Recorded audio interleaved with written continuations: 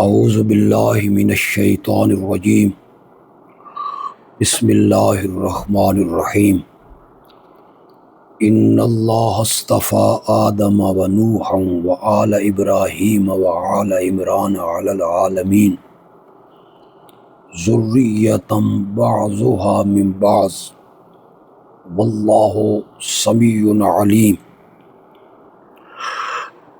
یہ سورت آل عمران کی آیت نمبر 33 ہے،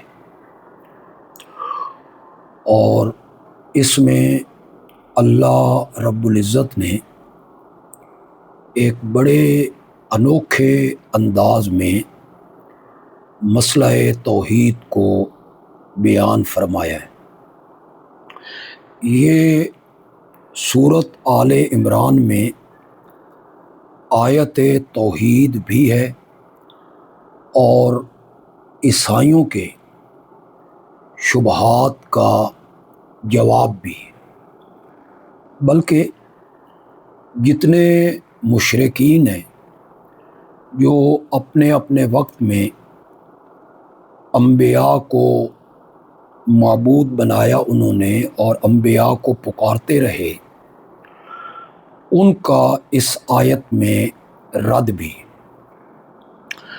عیسائیوں کو اور یہودیوں کو جو مغالطہ تھا اور ان کے احبار اور رہبان یعنی مذہبی پیشوا اپنے مقتدیوں کو اور عوام کو یہ دھوکہ دیتے تھے، اس فریب میں مبتلا کرتے تھے کہ اللہ نے انبیاء کو بڑا مقام عطا کیا ہے، بڑی عظمت عطا کی ہے، بڑی شان سے نوازا ہے۔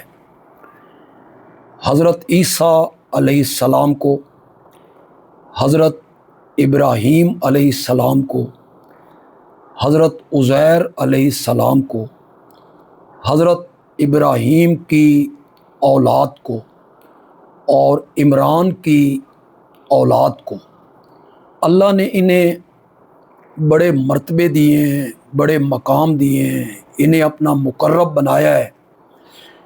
اس لیے انہیں اللہ نے کچھ اختیارات بھی دے رکھے ہیں اور یہ ہماری پکاریں سنتے ہیں، مالک ہیں، مختار ہیں، مشکل کشا ہیں اور حاجت روا ہیں۔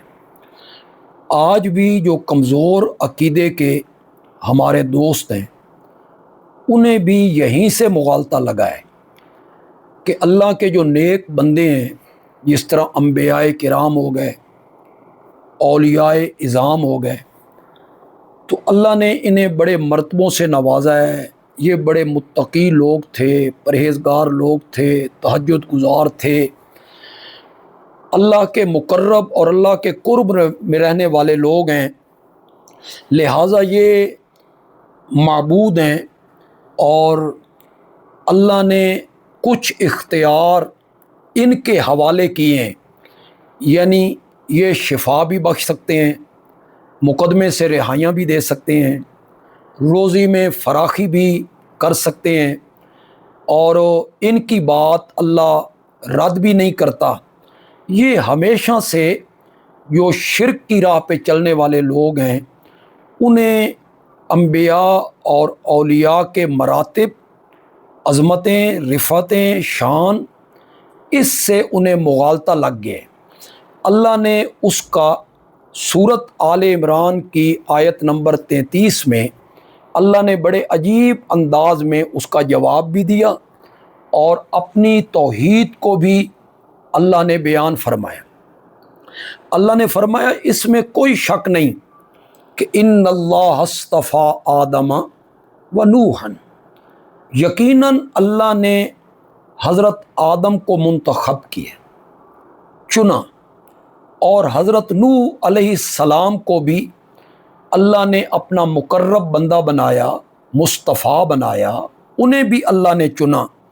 وآل ابراہیم، اور ابراہیم کی اولاد کو بھی اللہ نے منتخب کیا، जिसमें हज़रत इस्माईल अलैहिस्सलाम हैं, हज़रत इसहाक अलैहिस्सलाम हैं, हज़रत याकूब अलैहिस्सलाम हैं, हज़रत यूसुफ अलैहिस्सलाम हैं, और उन्हीं की औलाद में हज़रत मूसा अलैहिस्सलाम है, फिर हज़रत ईसा अलैहिस्सलाम है। इनको भी अल्लाह ने मुंतखब किया है, चुना है, इन्हें बड़ा मकाम अल्लाह ने दिया है। व आला इमरान, और इमरान की औलाद जो है उनको भी अल्लाह ने पसंदीदा बनाया, मुंतखब किया। इमरान की औलाद में हज़रत मरियम है और उनकी औलाद में हज़रत ईसा हैं, जिन्हें ईसाइयों ने अपना माबूद बनाया और उनके नाम की नज़र व नियाज दी और उन्हें गायबाना हाजात में पुकारा इस नज़रिए से कि वो हमारे काम कर देते हैं, हमारा नफ़ा नुकसान उनके हाथ में। अल्लाह कहते हैं इसमें कोई शक नहीं है कि ये सारे अंबिया और ये सारे लोग मेरे मुस्तफ़ा थे, मैंने इन्हें मुंतखब किया था, मैंने इन्हें चुना था, लेकिन इन्हें माबूद नहीं बनाया, ये इबादत के लायक नहीं है।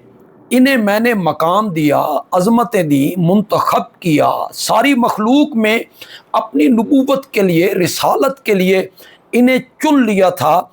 ज़ुर्रियतम बाज़ुहा मिन बाज़, ये सब एक दूसरे की औलाद थे। ये जितने अंबिया थे ये सब एक दूसरे की औलाद थे। अपनी पैदाइश में और तख्लीक में ये दूसरों के मोहताज थे, बशर थे, इंसान थे। तो जो अपनी पैदाइश में एक दूसरे का मोहताज हो वो इलाह बनने के लायक नहीं होता, वो माबूद बनने के लायक नहीं होता। ये पहली शिक अल्लाह ने ज़िक्र की उनकी अदम माबूदियत की। और आगे अल्लाह ने कहा वल्लाहु समीउन अलीम, हर एक की पुकार को सुनने वाला और हर एक के हालात को जानने वाला वो अल्लाह है। गोया कि अल्लाह यहाँ कहना चाहते हैं कि मैंने अंबिया को मुंतखब तो किया है, मैंने अंबिया को चुना भी है, मैंने अंबिया को अज़मतें अता की हैं, रिफ़तें अता की हैं, बुलंदियाँ अता की हैं। उनका शान और मकाम बाकी लोगों से हमने बुलंदो बाला बनाया है, लेकिन उन्हें ये सिफ़त हमने अता नहीं की कि वो हर एक की पुकार को सुने, हर एक के हालात को वो जाने। ये सिफ़त हमने उन्हें अता नहीं की है। वल्लाहु समीउन अलीम, हर एक की पुकार और आवाज़ को सुनने वाला सिर्फ अल्लाह है और हर एक के तमाम हालात से बाखबर और उसको जानने वाला जो है वो सिर्फ और सिर्फ अल्लाह है। खुलासा इसका ये निकला इस आयत तौहीद का कि हमने अंबिया को मुंतखब किया है, चुना है, उन्हें मकाम दिया है, अज़मत दी है, लेकिन उन्हें ये सिफ़त नहीं दी कि वो हर एक की पुकार को सुनते हों और हर एक के हालात को जानते हों। वो आलिमुल गैब नहीं है, हर एक की पुकार को सुनने वाले नहीं हैं। ये सिफ़त मेरी है, लिहाजा इस कायनात का माबूद और इस कायनात का इलाहा सिर्फ़ और सिर्फ मैं हूँ, जिसको सूरत आले इमरान की इब्तिदा में अल्लाह ने ज़िक्र किया, अल्लाहु ला इलाहा इल्ला हू। आयत नंबर 109 में फिर जाके अल्लाह ने अपनी वहदानियत को, अपनी तौहीद को, अपनी सिफ़ात को एक मर्तबा इस सूरत में फिर ज़िक्र किया और इरशाद फरमाया वलिल्लाहि मा फिस समावाति व मा फिल अर्ज़ि, जो कुछ आसमानों में है और जो कुछ ज़मीन में है। अब आप अंदाज़ा लगा लें आसमानों में क्या कुछ है, ज़मीन में क्या कुछ है। अल्लाह रब्बुल इज़्ज़त कहना चाहते हैं जो कुछ भी आसमानों में है और जो कुछ भी ज़मीन में है वो सारे का सारा अल्लाह ही के लिए है। उसका हकीकी मालिक और उस पर इख्तियार रखने वाला जो है वो अल्लाह ही है। जब ज़मीनों आसमान की हर चीज़ का मालिक मैं हूँ और ज़मीनों आसमान की हर चीज़ सिर्फ मेरी है, तो फिर मेरे सिवा इलाह बनने के लायक भी कोई नहीं। इलाह समझना है तो सिर्फ मुझे समझना है।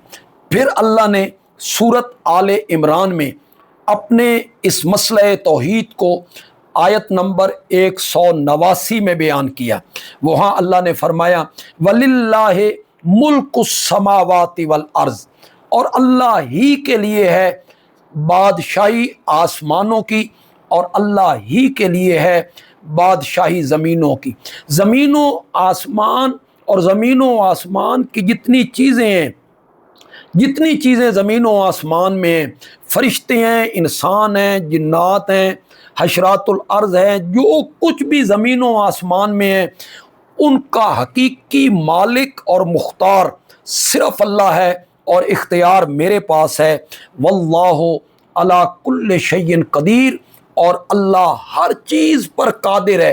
अल्लाह ताला यहाँ ये बताना चाहते हैं कि कादिर भी मैं हूँ, कदीर भी मैं हूँ, मालिक भी मैं हूँ, मुख्तार भी मैं हूँ, हर चीज़ मेरे इख्तियार में है।